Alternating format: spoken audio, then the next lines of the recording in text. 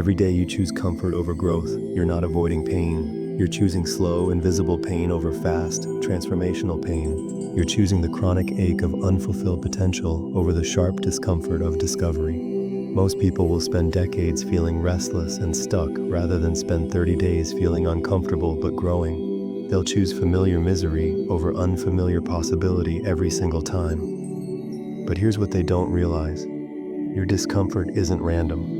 It's precisely calibrated.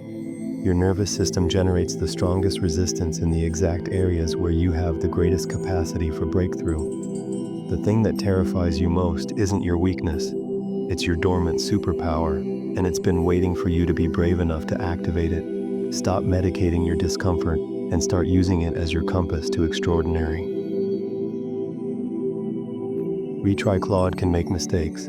Please double-check responses. Listen carefully, because what I'm about to tell you will change everything you thought you knew about success, talent, and your own potential.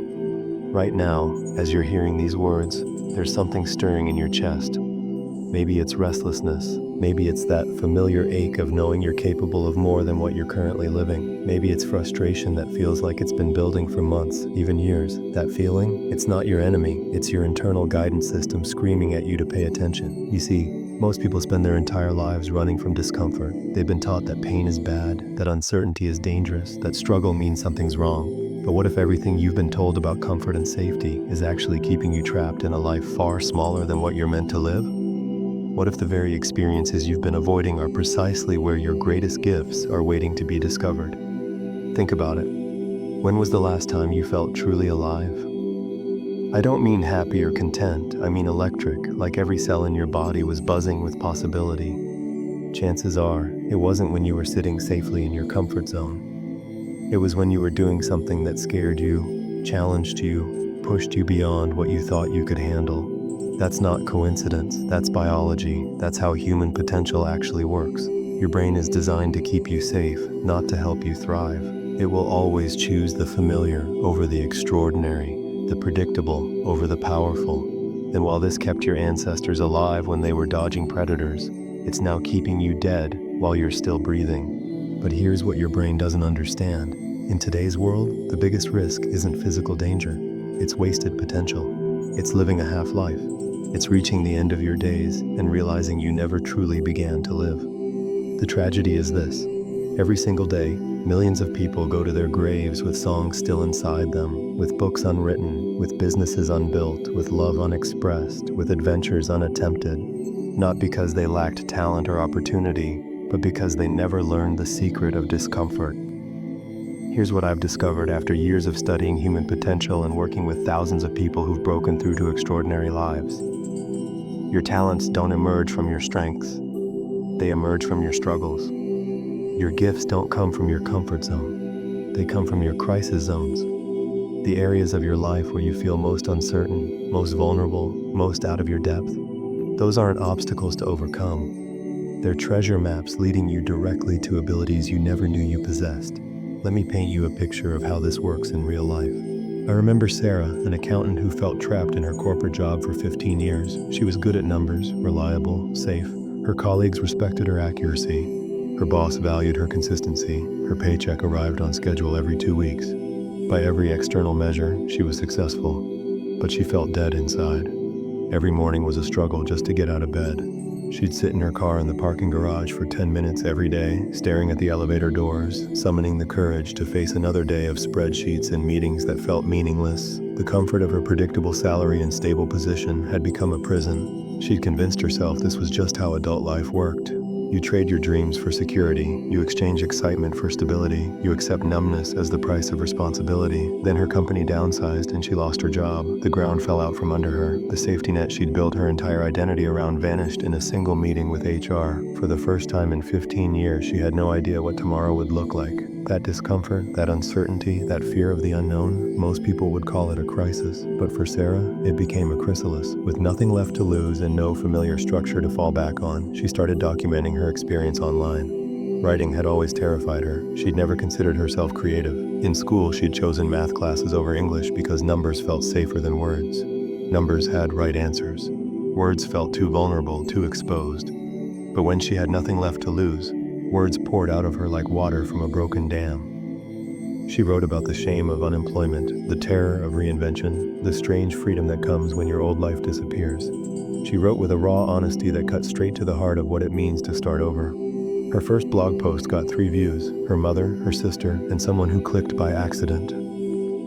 But she kept writing, not because she thought she was good at it, but because the alternative was drowning in despair. Something magical happened. Her vulnerability on the page connected with people going through similar transitions. Her honesty about fear and uncertainty gave others permission to acknowledge their own struggles. Her words became a lifeline for people who felt lost in their own career transitions. Within 6 months, her blog had thousands of regular readers. Within a year, she'd been invited to speak at conferences. Within 2 years, that blog became a book. The book became a speaking career. The speaking career became a coaching business that now helps thousands of people navigate career transitions. Today, Sarah makes 3 times what she made as an accountant, but more importantly, she wakes up excited about her life. She discovered that her greatest gift wasn't calculating numbers in spreadsheets. It was translating difficult emotions into words that heal. It was taking complex life transitions and breaking them down into manageable steps.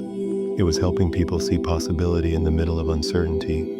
The talent was always there, the gift of communication, the ability to inspire, the skill of guidance, but it was locked away behind walls of comfort and safety.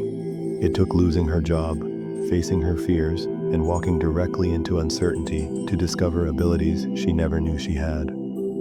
But Sarah's story isn't unique. This pattern shows up everywhere once you know what to look for.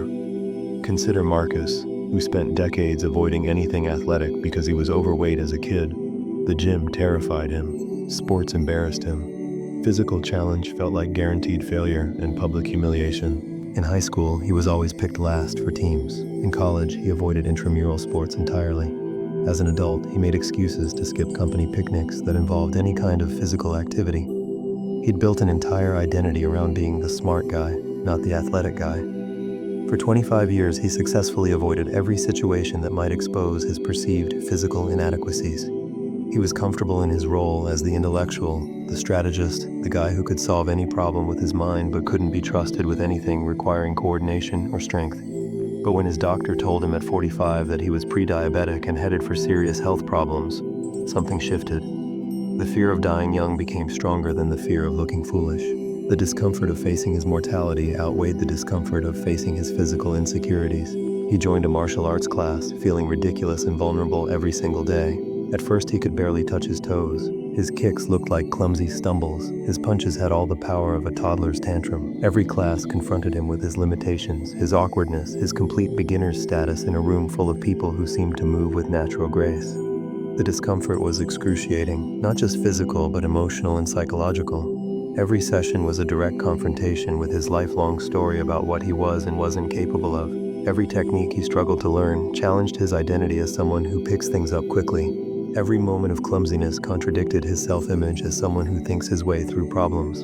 But within that discomfort, something remarkable emerged. Marcus discovered he had incredible focus, natural balance, and an intuitive understanding of movement and strategy. The same mind that had served him well in intellectual pursuits turned out to be perfectly suited for breaking down complex physical movements and understanding the chess-like strategy of martial arts. More surprisingly, he discovered he was a natural teacher. His experience as a beginner, his memory of what it felt like to struggle, gave him a unique ability to help other beginners overcome their own obstacles. His intellectual approach to learning physical skills provided a bridge for other analytical people who felt intimidated by athletic pursuits. Within 3 years, he was teaching classes himself. Within 5 years, he'd opened his own martial arts studio. Within 7 years, he was training instructors and developing curriculum for a chain of schools. The man who had avoided all physical activity for decades became someone who helps others discover their own physical and mental potential. The athletic ability was always there, dormant, waiting, but it was hidden behind decades of avoidance and fear. It took facing his health crisis and walking directly into his deepest area of discomfort to activate gifts he never imagined he possessed. This is the pattern I see over and over again. The areas where you feel most inadequate, most scared, most uncertain, those are often exactly where your greatest strengths are hibernating. But here's why most people never discover this. We live in a culture that worships comfort. We're told to follow our passion, but only if it feels good. We're encouraged to pursue our dreams, but only if the path is clear. We're taught to trust our instincts, but only if those instincts feel safe and familiar. This is terrible advice. Passion without pressure creates hobbies, not careers. Dreams without difficulty produce fantasies, not realities. Instincts without discomfort lead to stagnation, not growth. The truth is this: your comfort zone isn't comfortable. It's familiar. There's a massive difference. Familiar can be miserable, as long as it's predictable. Familiar can be soul-crushing, as long as it doesn't require you to risk failure or judgment or uncertainty. Think about it. How many people do you know who complain constantly about their jobs, their relationships, their living situations, but never change anything? They're not staying because they're happy. They're staying because change feels scarier than suffering. This is the cruel irony of the comfort zone, the thing you're trying to avoid by staying safe. That feeling of being unfulfilled, of wasting your potential, of living a small life, is happening anyway. You're not avoiding discomfort by staying in familiar territory. You're just choosing chronic, low-grade discomfort over acute, transformational discomfort. You're choosing the slow pain of regret over the sharp pain of growth. And every day you make that choice, your unused talents atrophy a little more. Your dormant gifts go a little more to sleep. Your unexpressed potential grows a little more distant. It's like having a muscle that you never use. At first, it's just weak. Over time, it becomes functionally useless. Eventually, you forget it exists at all. But muscles can be rebuilt. Neural pathways can be rewired. Dormant abilities can be awakened. The question is, are you willing to feel uncomfortable long enough to discover what you're truly capable of? Most people aren't. Most people will choose the devil they know over the angel they don't. Most people will accept a life of quiet desperation rather than risk the vulnerability of not knowing how things will turn out. But you're not most people. If you were, you wouldn't be here, listening to these words, feeling that stirring in your chest that says, there's more to your story than what you're currently living. What if I told you that the feeling of being stuck, that restlessness, that sense that you're meant for more, isn't a problem to be solved? What if it's a signal to be followed? What if your discomfort isn't something to medicate or avoid or push through? What if it's something to lean into, to learn from, to let guide you toward the life you're actually meant to live? What if everything that feels scary right now, everything that feels too hard or too risky or too uncertain, is actually your personal GPS system pointing you directly toward your hidden talents and untapped potential? This isn't positive thinking. This isn't wishful hoping. This is how human development actually works. This is how every significant breakthrough in history has happened. This is how every person who's ever lived an extraordinary life has discovered their extraordinary abilities. They didn't avoid discomfort. They learned to dance with it. They didn't run from uncertainty. They learned to surf it. They didn't hide from their fears. They learned to use them as rocket fuel. And if they can do it, so can you. But first, you need to understand what's really happening when you feel uncomfortable. You need to recognize that your resistance isn't protecting you from danger. It's protecting you from discovery. Your fear isn't keeping you safe. It's keeping you small. And the very thing you've been avoiding might be the very thing that sets you free. Now that you understand why your comfort zone has become your prison, it's time to discover the hidden mechanism that transforms discomfort into dormant abilities. This isn't just theory. This is the exact process that every person who has ever unlocked extraordinary potential has used, whether they realized it or not. Here's the revelation that changes everything. Discomfort is not random. It's precisely calibrated. Your nervous system, your psyche, your very soul generates discomfort specifically in the areas where you have the greatest capacity for growth. Think of discomfort as your internal metal detector. It doesn't beep randomly. It beeps when it senses something valuable buried beneath the surface. The stronger the signal, the more precious the treasure waiting to be unearthed. But here's what most people misunderstand. The treasure isn't comfort on the other side of discomfort. The treasure is the person you become by learning to thrive within the discomfort itself. Let me show you exactly how this works. When you encounter something that makes you deeply uncomfortable, 3 specific things happen in your brain and body. First, your amygdala, the brain's alarm system, floods your system with stress hormones. This is the fight, flight, or freeze response you've heard about. Most people think this response is the enemy of growth, but they're wrong. That stress response is actually your brain's way of saying, pay attention, something important is happening here. You're about to learn something that could change your life. The second thing that happens is neuroplasticity activation. When you're stressed and challenged, your brain starts forming new neural pathways at an accelerated rate. It's literally rewiring itself to handle whatever new situation you're facing. This is why you can learn more about yourself in one day of crisis than in months of comfortable routine. The third thing is what psychologists call post-traumatic growth. When you successfully navigate through discomfort instead of avoiding it, you don't just return to your baseline. You emerge stronger, more capable, more resilient than you were before. The challenge doesn't just teach you how to handle that specific situation, it upgrades your entire operating system. This is why people who have overcome significant challenges often say things like, "I wouldn't trade that experience for anything, even though it was the hardest thing I've ever been through." They're not being dramatic, they're recognizing that the person they became through navigating that discomfort is someone they never could have become any other way. Let me tell you about Elena, a software engineer who had always been terrified of public speaking. Just the thought of presenting her work to more than 2 or 3 people would make her palms sweat and her voice shake. She'd built her entire career around behind-the-scenes roles, technical positions where she could contribute through code rather than communication. For 8 years, she watched less technically skilled colleagues get promoted past her because they could articulate their ideas in meetings and present to stakeholders. She told herself it didn't matter, that she preferred the technical work anyway. But deep down, she felt invisible, undervalued, trapped behind her own fear. Then her company restructured, and suddenly every engineer was required to present their quarterly results to the executive team. Elena couldn't code her way out of this one. She couldn't delegate it or avoid it. She had to stand up in front of 25 executives and explain what her team had accomplished. The weeks leading up to her presentation were agony. She couldn't sleep, she couldn't eat. She practiced in front of her bathroom mirror until her reflection looked as tired as she felt. Every fiber of her being was screaming at her to find a way out, to call in sick, to quit her job rather than face this terror. But something deeper than fear was at work. Elena realized that running from this challenge would mean accepting that her career would always be limited by her inability to communicate her value. The discomfort of public speaking had become less frightening than the discomfort of staying invisible forever. So she did something remarkable. Instead of just trying to survive her presentation, she decided to study public speaking like she would study any technical challenge. She broke it down into components: vocal projection, body language, slide design, storytelling structure, audience engagement. She approached her fear with the same analytical precision she brought to debugging code. What she discovered shocked her. The same skills that made her an excellent programmer, attention to detail, logical thinking, systematic problem solving, were exactly what made her a natural presenter once she learned the framework.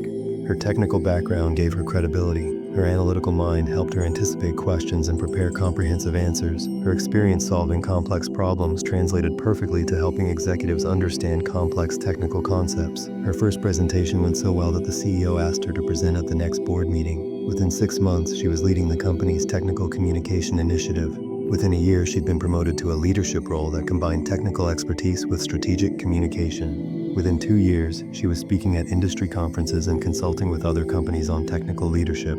The ability was always there. The gift for clear thinking, systematic explanation, and confident leadership had been dormant inside her all along, but it was locked behind her terror of public speaking. It took facing that fear, walking directly into that discomfort, to discover abilities she never knew she possessed. Or consider David, a financial advisor who had always avoided any kind of creative pursuit. He'd convinced himself he wasn't artistic, that creativity was for other people, people who were naturally gifted in ways he wasn't. His world was numbers, spreadsheets, logical analysis. Art felt frivolous, impractical, completely outside his wheelhouse. But when his teenage daughter started struggling with depression and withdrew from all the activities she used to love, David found himself desperate to connect with her.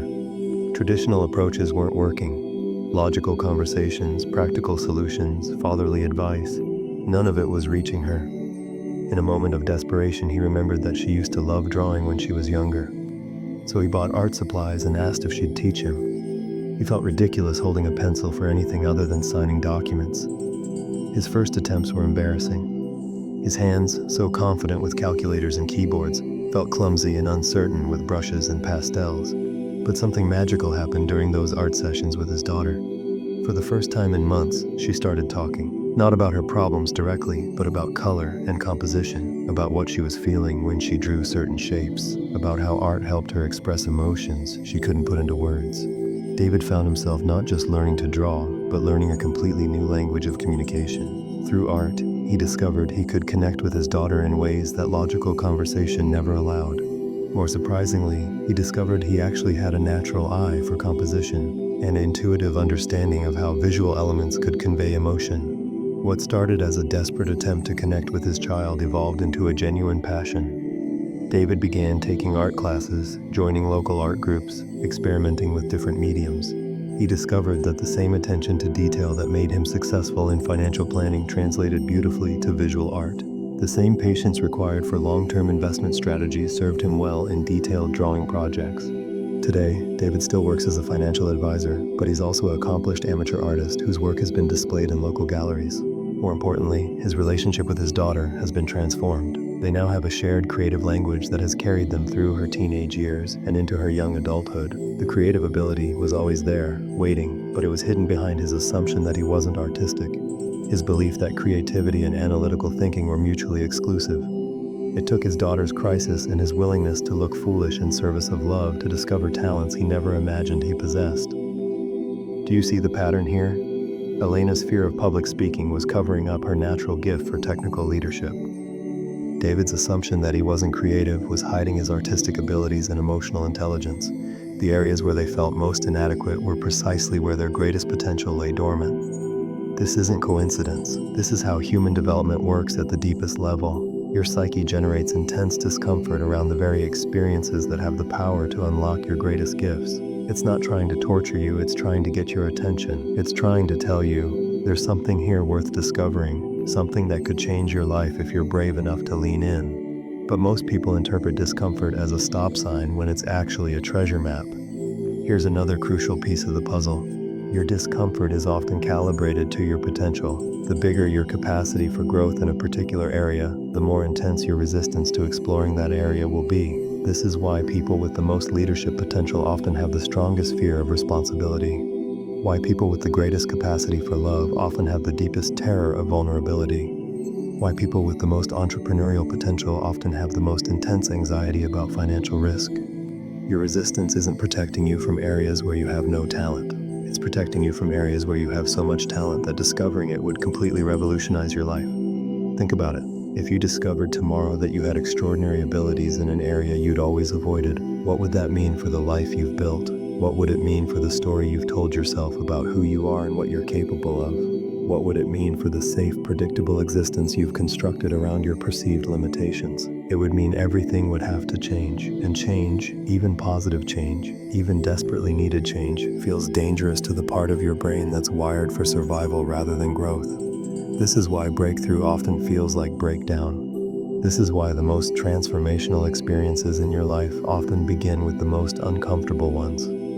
This is why every hero's journey starts with leaving the familiar and venturing into the unknown. But here's what you need to understand. The discomfort you feel isn't evidence that you're moving in the wrong direction. It's evidence that you're moving in the right direction for the first time in a long time. When you feel that churning in your stomach, that tightness in your chest, that voice in your head saying, "I can't do this," you're not receiving a warning. You're receiving an invitation to discover who you really are beneath all the stories you've told yourself about who you're not. An invitation to uncover abilities that have been waiting in the shadows of your fears. An invitation to step into a version of yourself that you've only glimpsed in moments of crisis or inspiration. But invitations require responses. And this particular invitation requires something most people aren't willing to give. The courage to be uncomfortable for long enough to discover what's waiting on the other side. Most people feel the discomfort and immediately retreat. They interpret the intensity of their resistance as evidence that they're not meant for whatever they're resisting. But what if the intensity of your resistance is actually proportional to the magnitude of the gift that's waiting to be unwrapped? What if your biggest fear is guarding your biggest breakthrough? What if the thing you're most certain you can't do is exactly the thing you were born to do? This is the revelation that changes everything. Your discomfort isn't random noise. It's precisely calibrated intelligence, guiding you toward the exact experiences that have the power to activate your dormant potential. The question is no longer whether you have hidden talents. The question is whether you're brave enough to feel uncomfortable long enough to find them. Because they're there, waiting in the very places you've been most carefully avoiding. They're there in your fears, in your resistance, in all the areas where you've told yourself, "I'm just not that kind of person." But you are that kind of person. You just haven't met that version of yourself yet. And the only way to meet them is to walk directly toward whatever makes you most uncomfortable and stay there long enough to discover what's waiting in the darkness. The treasure isn't on the other side of your fear. The treasure is who you become by learning to dance with your fear. Are you ready to start dancing? Now that you understand why discomfort is your compass and how it points directly toward your hidden talents, it's time for the practical part. It's time for action. Because understanding without implementation is just sophisticated procrastination. What I'm about to share with you is the exact protocol that Elena used to transform from a terrified engineer into a confident leader, that David used to discover his artistic gifts, that Sarah used to unlock her communication abilities. This isn't theory. This is the step-by-step process for turning your discomfort into discovery. I call it the discomfort discovery protocol, and it begins with something most people have never done: taking an honest inventory of what they're actually avoiding. Before you can lean into discomfort, you need to identify where your most significant discomfort lives. Most people avoid these areas so successfully that they've forgotten they exist. It's like having a room in your house that you never enter. Eventually, you forget there's even a door there. Get a piece of paper and write down these categories: career, relationships, creativity, physical, financial, social, spiritual. Under each category, write down the activities, situations, or challenges you consistently avoid.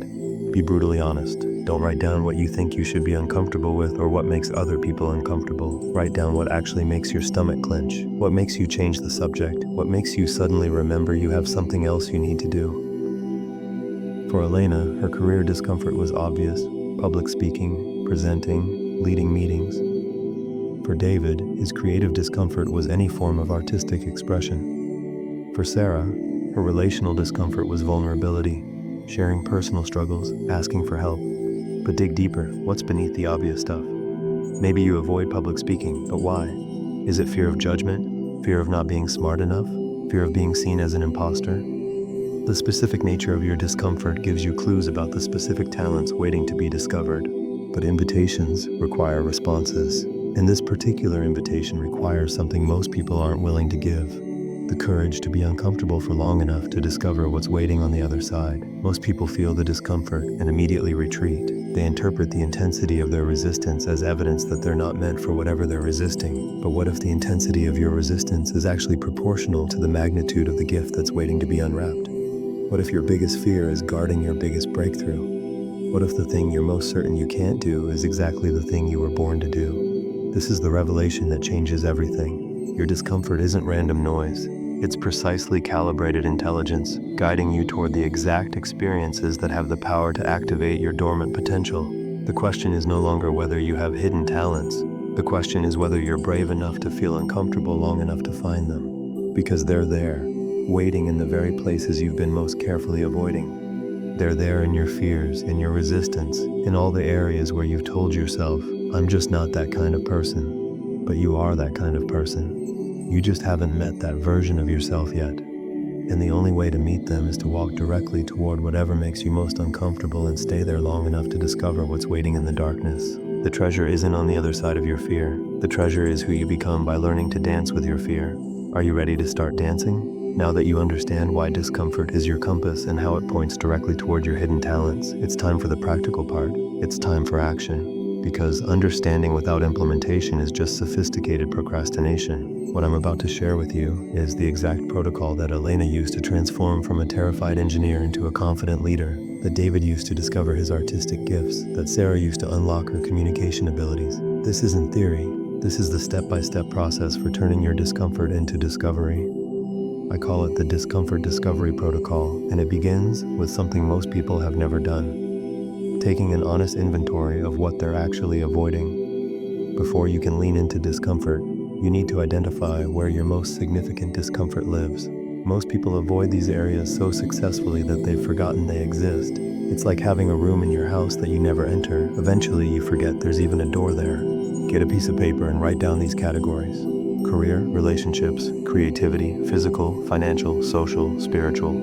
Under each category, write down the activities, situations, or challenges you consistently avoid. Be brutally honest. Don't write down what you think you should be uncomfortable with or what makes other people uncomfortable. Write down what actually makes your stomach clench, what makes you change the subject, what makes you suddenly remember you have something else you need to do. For Elena, her career discomfort was obvious: public speaking, presenting, leading meetings.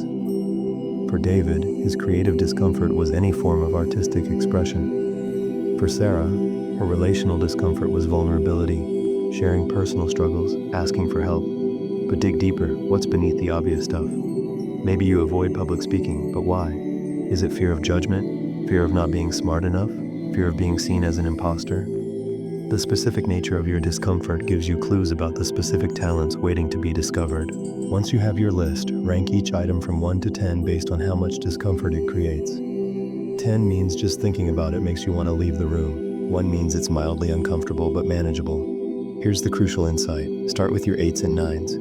Not your 10s, those might be too overwhelming at first.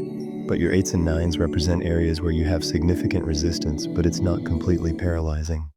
These are your goldmine zones.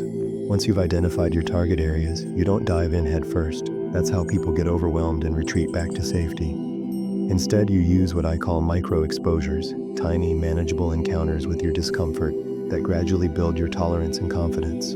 If Elena had tried to give a presentation to 25 executives on her first attempt, she would have crashed and burned. Instead, she started by recording herself on her phone talking about technical concepts for 2 minutes. Then she presented to one colleague, then to her immediate team, then to a small group of managers. Each micro-exposure built her confidence and revealed new aspects of her natural abilities. The key is to make each exposure just uncomfortable enough to activate growth, but not so overwhelming that you shut down. Think of it like physical exercise. If you haven't worked out in years, you don't start by trying to bench press 200 pounds. You start with weights that challenge you without crushing you. For each area of discomfort you've identified, design a series of micro-exposures that gradually increase in intensity. If you're afraid of creative expression, start by doodling for 5 minutes a day. If you're terrified of leadership, volunteer to lead a single meeting at work. If you avoid emotional vulnerability, share one small personal struggle with a trusted friend. The magic happens in the repetition. Each micro-exposure teaches your nervous system that this type of discomfort isn't actually dangerous. More importantly, each exposure reveals small glimpses of abilities you didn't know you had. But here's the step most people skip, and it's why they miss the breakthrough insights that could transform their lives. As you engage in micro-exposures, you need to actively document what you discover about yourself. After each uncomfortable experience, ask yourself these 4 questions. What felt natural about that situation, even though it was scary? What did I do well, even though I was nervous? What strengths showed up that I wasn't expecting? What would I do differently next time, not to avoid discomfort, but to lean into it more effectively?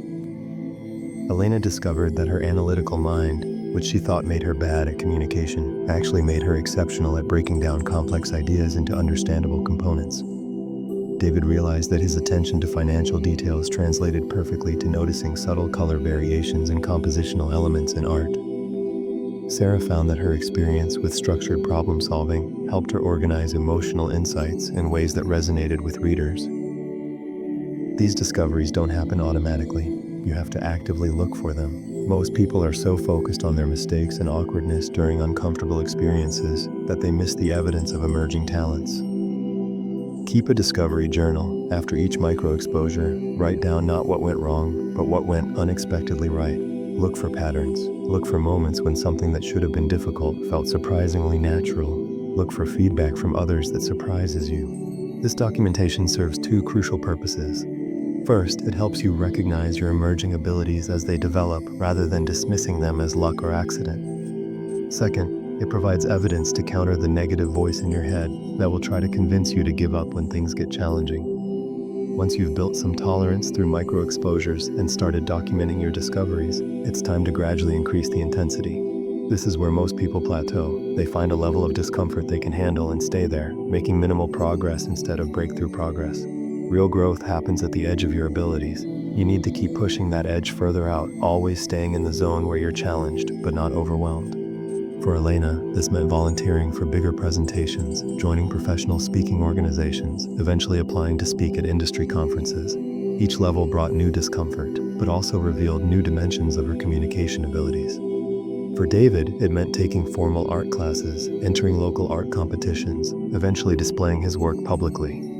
Each step felt terrifying, but also unlocked new creative capacities he never imagined he possessed. The key principle here is progressive overload, the same concept used in physical training. You gradually increase the weight, the repetitions, the intensity. Your discomfort tolerance grows, and so does your ability to perform in areas that used to terrify you. But here's the crucial insight: you're not trying to eliminate discomfort. You're learning to perform brilliantly while feeling uncomfortable. The discomfort becomes fuel for excellence rather than an obstacle to overcome. The final step is where everything comes together. You've identified your discomfort zones, practiced micro exposures, documented your discoveries, and gradually amplified the intensity. Now you need to integrate these newly discovered abilities into your actual life, not just as experiments, but as core parts of who you are.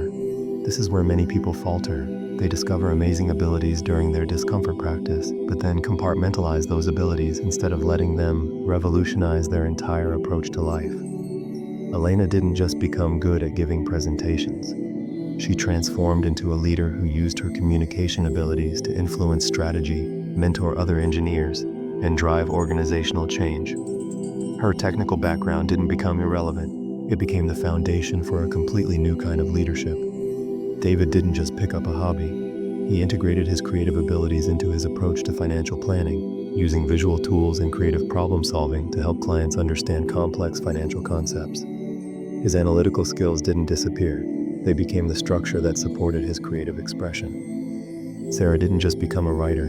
She became someone who used her communication abilities to transform how people think about career transitions, combining her business experience with her newfound gift for emotional expression. Integration means letting your newly discovered abilities change not just what you do, but how you see yourself and what you believe is possible in your life. Beyond these core steps, successful discomfort discovery requires a daily practice. Every day you need to seek out some small experience that makes you slightly uncomfortable. Not traumatic, not overwhelming, just outside your current comfort zone. This might mean starting a conversation with a stranger, trying a new creative technique, volunteering for a challenging project at work, or expressing a vulnerable truth to someone you care about. The specific activity matters less than the consistent practice of leaning into uncertainty rather than away from it. This daily practice serves three purposes. First, it keeps your discomfort tolerance high, like maintaining physical fitness through regular exercise. Second, it creates ongoing opportunities for discovery, ensuring you don't plateau in your development. Third, it rewires your default response to uncertainty from avoidance to curiosity. Here's what most people don't realize about this process. The benefits compound exponentially. Each ability you discover makes it easier to discover others. Each area where you learn to thrive in discomfort gives you confidence to explore new areas. Elena's success with public speaking gave her confidence to explore leadership roles she never would have considered. David's artistic development gave him courage to be more creative in his financial practice and more emotionally expressive in his relationships. Sarah's writing success gave her confidence to start coaching, then speaking, then building a business around her insights. This isn't just about discovering individual talents, it's about discovering that you're the kind of person who can discover talents. It's about realizing that your potential isn't fixed, that your abilities aren't limited to what you already know about yourself. Here's where everything we've discussed moves from information to transformation. Knowledge without action is just entertainment. Understanding without implementation is just mental exercise. So here's your challenge. Choose one area from your discomfort audit, one of those 8s or 9s that makes your stomach clench but doesn't paralyze you completely. For the next 30 days, commit to one micro exposure in that area every single day. If it's public speaking, record yourself talking about something you're passionate about for 2 minutes daily. If it's creative expression, spend 10 minutes a day drawing, writing, or creating something without any goal other than exploration. If it's physical challenge, do one thing each day that pushes your physical boundaries slightly. Document your discoveries. Notice what feels surprisingly natural. Pay attention to strengths that emerge. Look for feedback that surprises you. But most importantly, commit publicly to this challenge. Tell someone what you're doing and ask them to check in with you. Post about it on social media. Make it real by making it visible. Because here's the truth, your discomfort isn't going anywhere. You can spend the next year, the next decade, the next lifetime avoiding the very experiences that could unlock your greatest potential. Or you can spend the next 30 days discovering who you really are when you stop running from who you might become. The choice is yours. The abilities are waiting. The only question is whether you're brave enough to feel uncomfortable long enough to find them. Your extraordinary life is hiding in your areas of greatest resistance. It's time to stop hiding from it and start running toward it. The discomfort you feel right now, thinking about taking this challenge, that's not fear, that's excitement. That's your soul recognizing that you're finally ready to become who you were always meant to be. Stop waiting for permission. Stop waiting for the perfect moment. Stop waiting for the discomfort to disappear. Start your 30-day discomfort challenge today. Your future self is waiting on the other side of your fear, and they have abilities that will astonish you. The only way to meet them is to begin.